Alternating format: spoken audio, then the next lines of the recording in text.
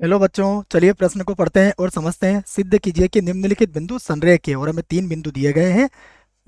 पहला बिंदु है 2, 3, -4। दूसरा बिंदु है 1, -2, 3।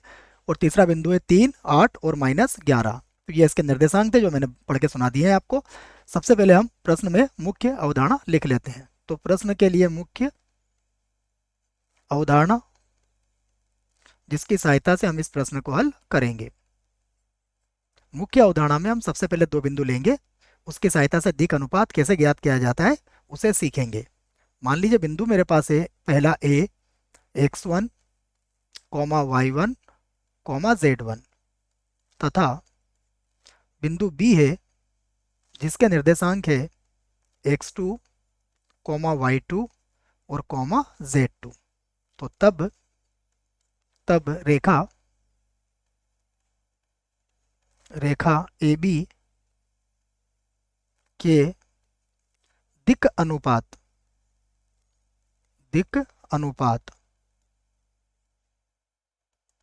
देखिए रेखा ए बी के दिक् अनुपात कैसे निकाले जाएंगे वह समझिएगा आप। इसका सूत्र बनेगा x2 - x1, y2 - y1 और z2 - z1। इनको कोष्टक में बंद नहीं करना है, यह इसी प्रकार लिखे जाएंगे।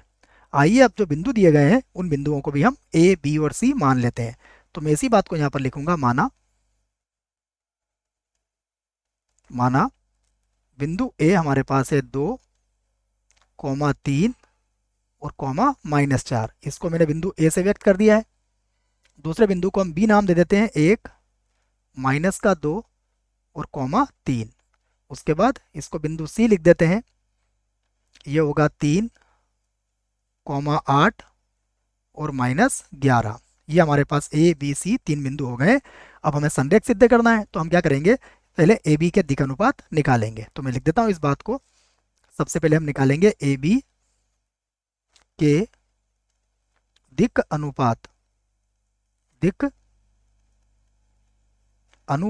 ये हमने ए बी के दिक् अनुपात निकाले, तो सूत्र याद है हमें, ये होगा 1, -2, उसके बाद -2, यहाँ हो जाएगा -3, उसके बाद ये होगा 3 और माइनस माइनस हो जाएगा +4।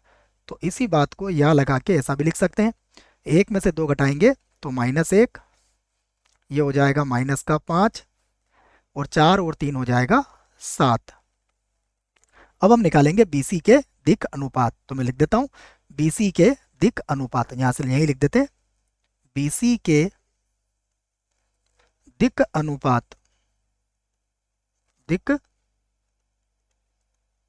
अनुपात और BC के दिक् अनुपात भी हम ऐसे ही निकालेंगे।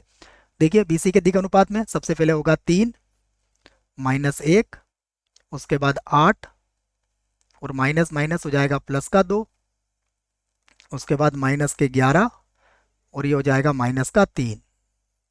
तो इसी को इस प्रकार लिख लेते हैं। देखो ये हो जाएगा 2, 8 और 2 हो जाएगा 10 और ये हो जाएगा -14। अगर ध्यान से देखो तो आप इसको -2 से भाग लगा सकते हो। तो मैं यह लगा देता हूँ फिर से, या -2 से भाग लगा रहा हूँ, इसको लिखने की जरूरत तो नहीं है, लेकिन सीधा आप लिख सकते हो कि अगर -2 का भाग लगाते हो तो यहाँ होगा -1, यहाँ पर होगा -5 और ये बन जाएगा +7। अब ध्यान से देखो, दोनों ही दिक् अनुपात क्या आ गए, बराबर आ गए। तो इसी बात को हम यहाँ पर लिख सकते हैं कि यहाँ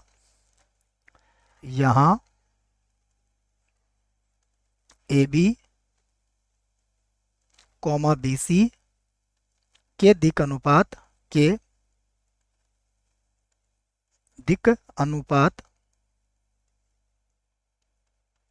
क्या है, समान है।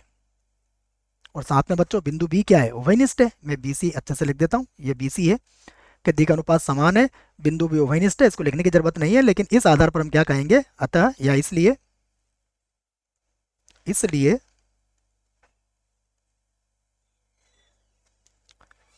A, B तथा C क्या होंगे, संरेख